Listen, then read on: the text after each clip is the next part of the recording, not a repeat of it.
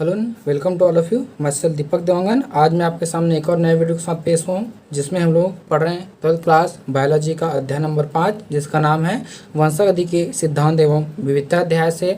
आज का हमारा टॉपिक रहेगा संलग्नता के प्रकार। पिछला जो हमारा वीडियो था उसमें हम लोग देखे थे कि लिंकेज क्या होता है, उसका परिभाषा किस तरह से होते हैं, उसको हमने पूरा डिटेल में उसमें देखे थे।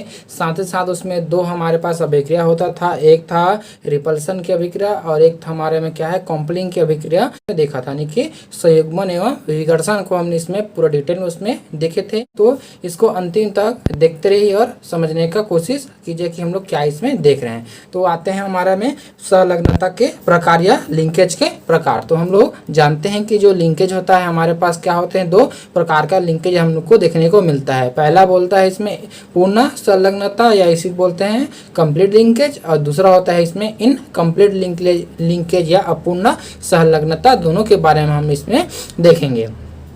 जैसे कि पिछला वीडियो में मैंने बात किया था कि संलग्नता का डेफिनेशन क्या होगा, परिभाषा उसका, कि एक ही क्रोमोसोम पर पाए जाने वाले जीन्स क्या होते हैं, एक ही साथ एक पीढ़ी से दूसरे पीढ़ी में उसमें गमन होता है, तो उसको बोलते हैं हमें संलग्नता कहते हैं। ठीक है, क्रोमोसोम के जो जीन रहते हैं उसका एक साथ जो है एक पीढ़ी से दूसरे पीढ़ी में स्थानांतरण होना क्या कहलाता है, संलग्नता इसमें कहलाते हैं। तो इसको हम लोग देखेंगे कि इसमें कि इसके टाइप्स होते हैं उसमें कि पूर्ण संलग्नता और अपूर्ण संलग्नता में क्या होगा। पूर्ण संलग्नता इसी को इंग्लिश में बोलते हैं कंप्लीट लिंकेज के नाम से इसको जो है वो जाना जाता है। तो इसको समझने के लिए हमारे पास आए थे साइंटिस्ट जिसका नाम था थॉमस हंट मॉर्गन, सन 1910 में किया था। ठीक है, पूर्ण संलग्नता को समझाने के लिए जो है एक साइंटिस्ट आए थे जिनका नाम था साइंटिस्ट थॉमस हंट मॉर्गन, सन 1910 में ने एक्सप्लेन जो है किया था, पूर्ण संलग्नता एवं अपूर्ण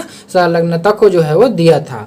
तो जो है आपका मॉर्गन सन 1910 ने ड्रोसोफिला मेलेंगेस्टर फ्लाई पर जो है प्रयोग किया था। ड्रोसोफिला मेलेंगेस्टर जो फ्लाई होता है, मक्खी होता है, उस पर उन्होंने क्या किया था, एक्सपेरिमेंट किया था, जिसे और क्या बोलते हैं फ्रूट फ्लाई के नाम से भी कहा जाता है, जाना जाता है, फ्रूट फ्लाई भी इसको कहते हैं। ठीक है, अब उसके बाद और क्या बोलते हैं, संकरण करने के लिए दो प्रकार के मक्खियों का उन्होंने चयन किया है। जब उसको संकरण होना है तो संकरण होने के लिए क्या चाहिए हमको, दो प्रकार की इसमें मक्खियों की आवश्यकता होंगे, जिसका जो लक्षण रहेगा कैसा रहेगा, डिफरेंट रहते हैं, उसको इन्होंने लिया। तो क्या कि उसने लिया, तो पहला हमारे पास उन्होंने जो लिया क्या थे, उसका शरीर का रंग जो है वो मटमैला था, जिसको इंग्लिश में बोलते हैं ग्रे कलर बोलते हैं, एवं जो है आपको पंख जो है आपका अवशेषी था, यानी कि वेस्टिजियल थे, मतलब छोटे आकार के एवं जो है बहुत ही छोटे आकार के इसमें जो है वो पाए जाते थे। ठीक है, वेस्टिजियल पंख वाले लिए।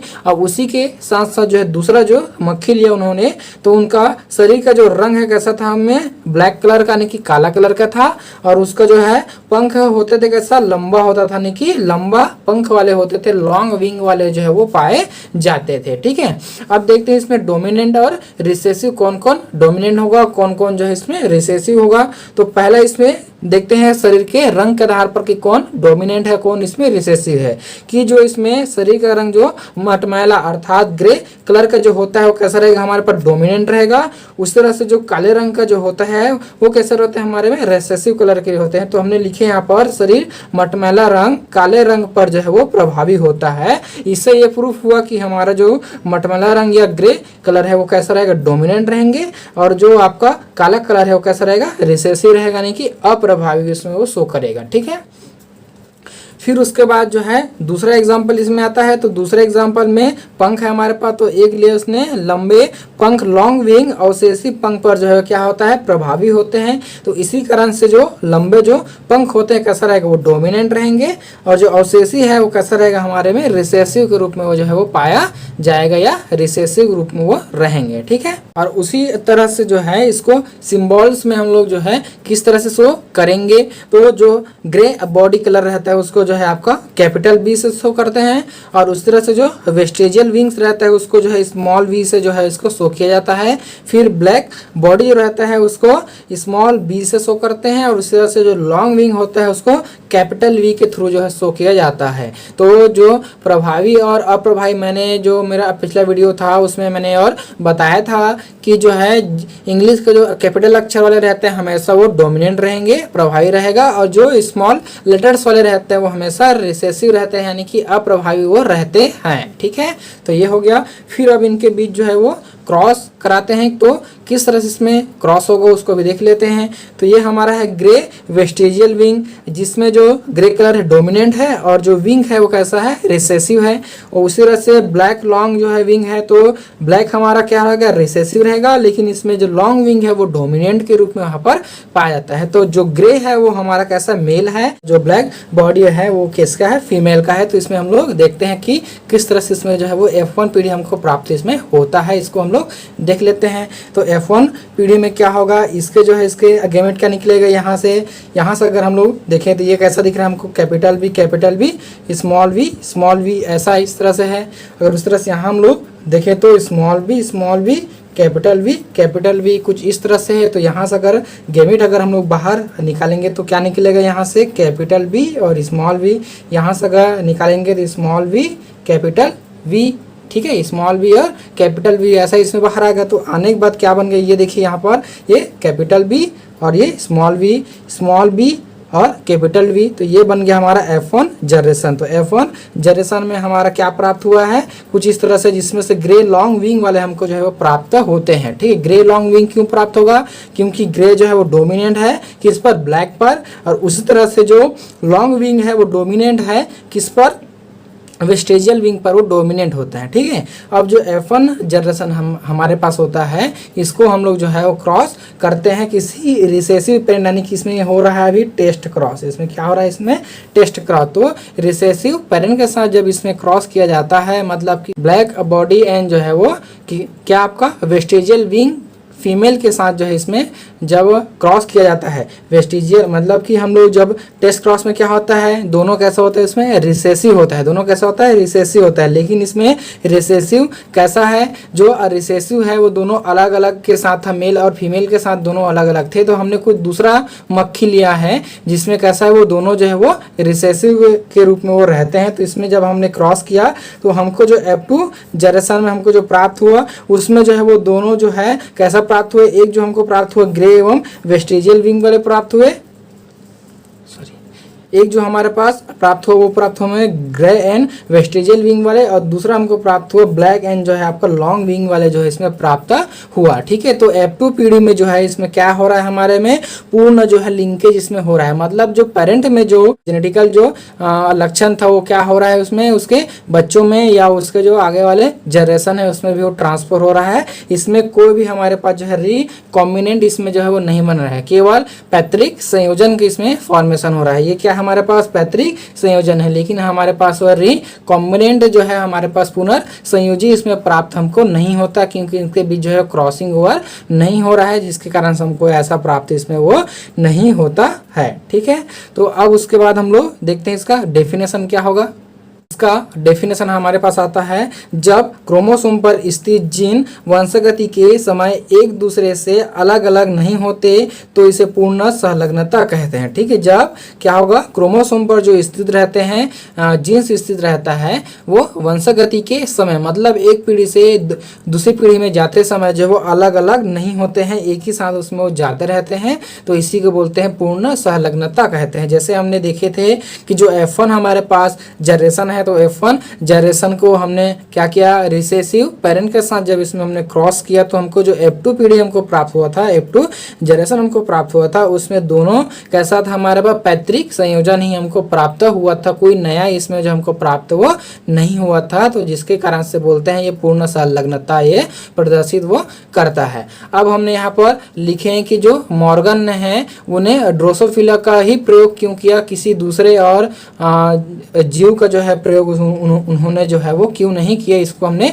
देखते हैं। इसके प्रयोग करने के कारण क्या क्या है। तो पहला इसमें कारण बोलता है ड्रोसोफिला को प्रयोगशाला में जो है कल्चर मीडियम में रखा जा सकता है। ड्रोसोफिला जो होता है उसको प्रयोगशाला के अंदर जो है संवर्धन माध्यम या कल्चर मीडियम में इसको जो है आसानी से रखा जा सकता है। ठीक है। अब बोलता है लाइफ साइकिल 2 वीक्स में जो है वो कंप्लीट हो जाता है, यानी कि 2 सप्ताह में जो इसका लाइफ साइकिल जो है वो कंप्लीट हो जाता है। इसी कारण से जो है वो उसने प्रयोग के लिए चुना। फिर उसके बाद और आता है हमारे में आपके प्रोडक्शन रेट जो है वेरी हाई होता है, मतलब इससे जो प्रोडक्शन होने वाला है वो बहुत जल्दी जल्दी इसमें प्रोडक्शन होने की क्षमता इसके पास जो है वो होता है। फिर उसके बाद बोलता है मेल एंड फीमेल फ्लाई के बीच फर्टिलाइजेशन लैब में पॉसिबल होता है। मेल एंड फीमेल के बीच जो फर्टिलाइजेशन है, निषेचन का अगर होना है वो कैसा होता है, लैब में पॉसिबल होता है, जिसके कारण से उन्होंने इसको चुना। अब उसके बाद पांचों इसमें क्या बोलता है, मेल एंड फीमेल फ्लाई को आसानी से पहचाना जा सकता है। मेल एंड फीमेल फ्लाई को आसानी से आइडेंटिफाई किया जा सकता है, इसलिए उन्होंने इस ड्रोसोफिला का प्रयोग इसके साथ किया। और उसके बाद बोलता है इसमें बड़ी संख्या में जेनेटिक वेरिएशन पाए जाते हैं। इसमें जो जेनेटिक अगर वेरिएशन हमको देखना होता है तो हमको जल्दी से इसमें वो दिखाई देने लगते हैं। ठीक है। जैसे कि हमारे पास रिकॉम्बिनेंट अगर हमको प्राप्त होता है तो इसमें जो हमारा जेनेटिकल जो वेरिएशन है वो हमको जल्दी इसमें दिखाई देता है। और उसी के साथ साथ हमारे जो F1 जनरेशन है उसमें भी हमको जो है वो अलग अलग इसमें वेरिएशन हमको दिखाई दिया। फिर उसके बाद हमने F2 हमको प्राप्त हुआ, तो F2 में हमको जो है वो पूर्ण रूप से हमको जो है वो प्राप्त हो जाता है। और उसमें हमारे पेरेंटियल जो है क्या पाए जाते हैं, पैतृक संयोजन हमको इसमें प्राप्त वो होता है। ठीक है, ये है। अब उसके बाद जो है हम इसमें देखते हैं आगे और क्या है इसमें। अच्छा हाँ, एक चीज़ हमने यहाँ पर और लिखे हैं, इसको बहुत ही इंपॉर्टेंट है। ये क्या होता है, संलग्नता जो है विद क्रमानुपाती होता है जीन्स के मध्य की दूरी। जीन्स जो हमारे पास पाए जाते हैं उनके मध्य की दूरी के युद्ध क्रमानुपाती होते हैं। ठीक है, संलग्नता क्या होता है, ये आपके जीन्स के मध्य की दूरी के युद्ध क्रमानुपाती इसमें होता है। इसका अर्थ क्या होगा, यहाँ पर देखिए हमने लिखे हैं, गुणसूत्रों पर स्थित जीन की दूरी जितनी कम होगा उतना ही संलग्नता जो है वो ज़्यादा होती है। सपोज ये हमारा क्या है, गुणसूत्र है, तो इसके बीच ये हमारा ऐसा इस तरह से यहाँ पर हम इसमें बना लेते हैं। तो ये A है, ये B है, C और ये D है। ठीक है, तो अब यहाँ पर क्या बोला, गुणसूत्रों पर स्थित जीन की दूरी जितनी कम होगी उतना ही संलग्नता ज़्यादा होगा। मतलब जो है यहाँ पर क्या है, A और B की दूरी जो एकदम कम है तो इनकी जो संलग्नता जो है वो ज़्यादा होगा, बजाय किसके, A और D के बजाय जो है इसकी A और B की संलग्नता जो है इसमें ज़्यादा होगा। ठीक है, तो A और B की संलग्नता ज़्यादा होगा और उस तरह से जो है A और D के जो है संलग्नता कम होगा, क्योंकि दूरी उसका जो है वो ज़्यादा है। उसी के साथ साथ C की भी जो है संलग्नता वो कम होगा, किसकी अपेक्षा, आपके B की अपेक्षा इसमें वो कम उसमें होता है। फिर उसके बाद बोलता है दूसरा, जीन के मध्य दूरी जितनी ज़्यादा होगा क्रॉसिंग ओवर उतना ही ज़्यादा होता है। ठीक है, अगर जीन है, ये हमारा जीन है, तो जीन के बीच की जो दूरी जितना ज़्यादा होगा उतना ही इसमें क्या पाए जाते हैं, क्रॉसिंग ओवर होगा। यानी कि A और D जो है ज़्यादा दूरी पर है ना, तो इसकी कारण से जो है इसमें क्रॉसिंग ओवर जो है होने की संभावना इसमें वो रहते हैं। तो इसलिए बोला गया है कि जितना ज़्यादा जीन की दूरी होगा उतना ज़्यादा क्रॉसिंग ओवर होंगे, उसमें जीनों का विनिमय होगा। लेकिन एक और क्या बोलता है, जितना दूरी कम होगा उतना ही उसमें संलग्नता जो है इसमें ज़्यादा होता है। इसलिए यहाँ पर लिखे हैं संलग्नता इनवर्सली प्रोपोर्स होता है किसके, आपके जीन के मध्य की दूरी के जो है इनवर्सली प्रोपोर्स इसमें जो है वो होता है। ठीक है, फिर उसके बाद आता है हमारे पास दूसरा नंबर अपूर्ण संलग्नता। इसको हम लोग देखते हैं क्या बोलते हैं, इसी इंग्लिश में बोलते हैं इनकम्प्लीट लिंकेज के नाम से इसको जो है वो जाना जाता है।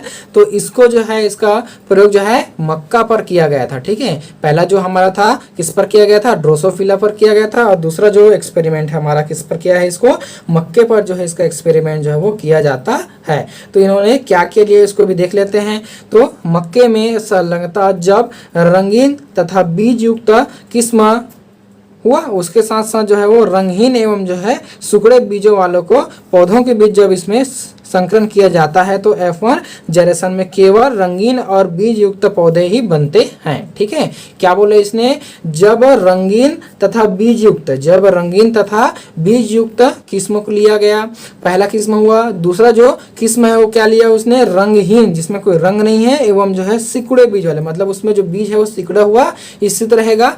तो इसको जब लिया गया तो उसके जब ये संकरण होता है तो उसमें क्या प्राप्त होता है हमको, रंगीन एवं जो है बीज युक्त हमको पौधे प्राप्त होते हैं, या इसी बीज युक्तों का आप बोल सकते हैं भरे हुए बीज युक्त के नाम से भी आप बोल सकते हैं। ठीक है, सिकुड़ा है मतलब उसमें बीज में जो है वो सिकुड़ापन है, उसमें वो भरा हुआ नहीं है, तो इसलिए आपको भरा भी इसमें बोल सकते हैं। फिर उसके बाद क्या बोलता है आगे और देखते हैं।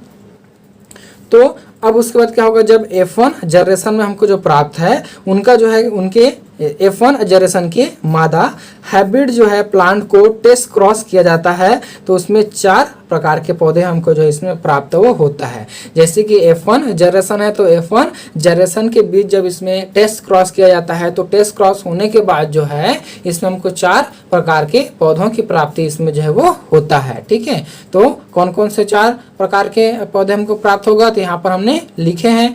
तो पहला जो हमको प्राप्त होगा वो होगा रंगीन एवं जो है आपका बीज युक्त, मतलब भरे हुए बीज युक्त वाले प्राप्त होंगे। उसी के साथ साथ दूसरा क्या प्राप्त होगा, रंगीन एवं जो है सिकुड़े बीज वाले पौधे प्राप्त होगा। और तीसरा हमको प्राप्त होगा रंगहीन तथा सिकुड़े बीज वाले पौधे। और चौथा हमको प्राप्त होगा रंगहीन तथा जो है बीज युक्त पौधे, यानी कि भरे बीज वाले पौधे हमको जो इसमें प्राप्त वो होता है। तो 4 प्रकार के हमको इसमें प्राप्त वो होगा। ठीक है, तो अब इसमें देखते हैं इसका किस तरह से इसमें होगा, जिसके हमने सिंबल यहाँ पर लिखे हैं। तो यहाँ पर एक है कैपिटल C और यहाँ पर स्मॉल कैपिटल S, यहाँ पर स्मॉल C और स्मॉल s।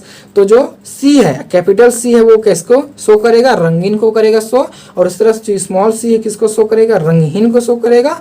फिर उसी तरह से जो हमारे पास कैपिटल S है वो बीज युक्त, मतलब भरे हुए बीज युक्त को शो करेगा, और उसी तरह से जो हमारे पास स्मॉल s है वो सिकुड़े बीज युक्त वाले को जो है वो शो करेंगे, जिसमें जो रंगीन और जो भरे हुए बीज युक्त वाले हैं वो डोमिनेंट्स रहेंगे, और इधर का जो रंगहीन एवं जो है सिकुड़े हुए हैं वो कैसा रहेगा, रिसेसिव के रूप में हमारे पास पाए जाएंगे। ठीक है, कुछ इस तरह से हमारे पास ये है कैपिटल C और कैपिटल S, उसी तरह से स्मॉल c और स्मॉल s। तो इसको जब हमने फ्यूजन किया यहाँ से क्या निकले, हमने ये गैमेट है इसका, ये क्या है इसका, गैमेट्स है। ठीक है, और ये उसका क्या है, पेरेंट्स है।